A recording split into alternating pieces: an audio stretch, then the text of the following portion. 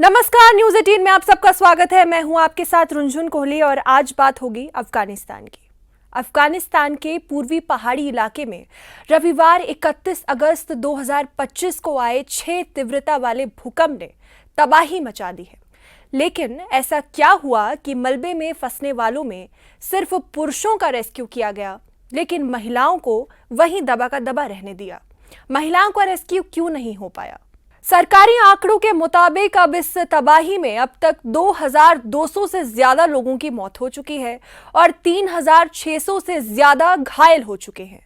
राहत संगठनों का कहना है कि इस आपदा में सबसे ज्यादा बोझ महिलाओं और बच्चों पर पड़ा है, जिन्हें बचाव के दौरान सबसे पीछे छोड़ा गया था।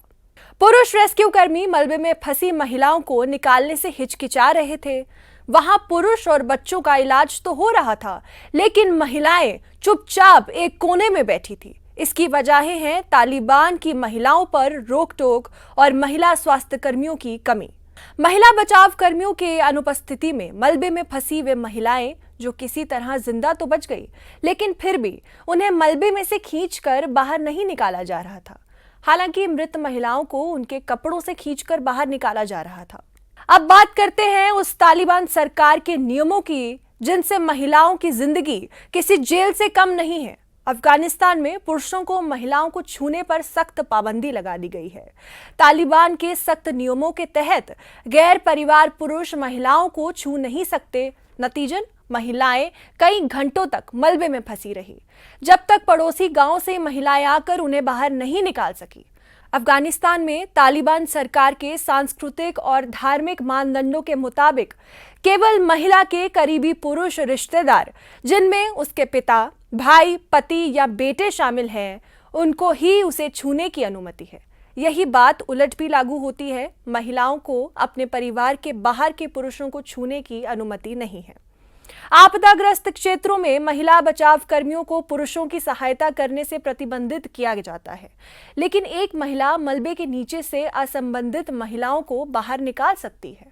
अब हम आपको बताते हैं कि तालिबान ने किस तरह से महिलाओं की आजादी पर रोक लगा दी है। तालिबान में 4 साल पहले सत्ता संभालने के बाद महिलाओं की आजादी पर कई शिकंजे कसे हैं। तालिबान सरकार ने महिलाओं के बोलने, चलने, उठने, बैठने जैसी अलग अलग चीजों पर पूरी तरह से रोक टोक लगाई है। 6ठी कक्षा के बाद लड़कियों की पढ़ाई पर पूरी तरीके से रोक लग चुका है। बिना पुरुष रिश्तेदार के महिलाएं लंबी दूरी की यात्रा नहीं तय कर सकती हैं। ज्यादातर महिलाएं नौकरियों से वंचित हैं।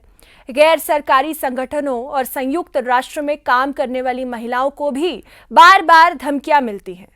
संयुक्त राष्ट्र महिला का अनुमान है कि अफगानिस्तान में महिलाओं को स्वास्थ्य सेवा प्राप्त करने में आने वाली बाधाओं के कारण 2026 तक मातृ मृत्यु दर 50% ज्यादा हो जाएगा।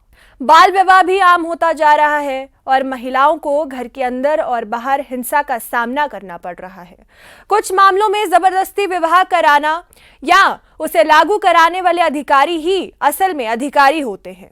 अब बात करेंगे कि आखिर इस इतनी बड़ी भूकंप की घटना में महिला स्वास्थ्य कर्मियों की कमी क्यों रह गई? क्यों नहीं महिला स्वास्थ्य कर्मी मौके पर पहुंच सकी?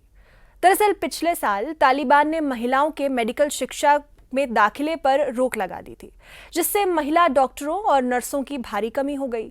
यही वजह रही कि प्रभावित इलाकों में 4 दिन बाद भी कई जगहों पर महिला स्वास्थ्यकर्मी नहीं पहुंच पाए। अस्पतालों में ज्यादातर पुरुष डॉक्टर और नर्स ही मौजूद रहे।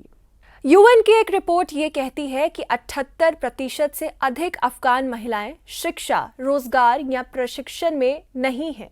सिर्फ सार्वजनिक जगहों पर ही नहीं, महिलाओं की आवाज को और भी जगह दबाया जाता है। 62% महिलाओं को लगता है कि वह घर के फैसले नहीं ले सकती और घर के फैसलों को भी प्रभावित नहीं कर सकती। जहां दुनिया भर में राहत और बचाव के लिए मानवता को सबसे पहले रखा जाता है, वहीं अफगानिस्तान में तालिबान के कठोर नियम महिलाओं को मलबे में ही मरने पर मजबूर कर रहे हैं। आज की सदी में भी तालिबान का ये नियम दिखाता है कि महिलाओं के लिए तालिबान की सोच कैसी है, तालिबान की सोच क्या है, और ऐसी स्थितियों में अफगानिस्तान की महिलाएं तालिबान के इस शिकंजे से बाहर कब निकलेंगी, ये बता पाना बहुत मुश्किल है।